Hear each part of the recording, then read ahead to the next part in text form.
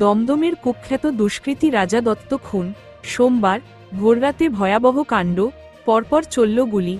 উত্তর দমদমে মৃত্যু কুখ্যাত দুষ্কৃতী রাজা দত্ত।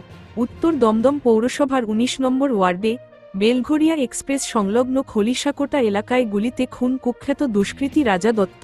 পুলিশ সূত্রে খবর, ভোররাতে কুখ্যাত দুষ্কৃতী রাজা দত্ত দুজন সঙ্গীকে নিয়ে বাইকে করে বেলঘরিয়া এক্সপ্রেসের কাছে খলিশাকোটাতে আসে।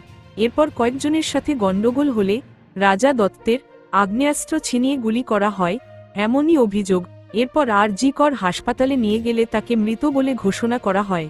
ঘটনায় এলাকায় চাঞ্চল্য ছড়ায়, ৫ জনকে আটক করে জিজ্ঞাসাবাদ করছে পুলিশ।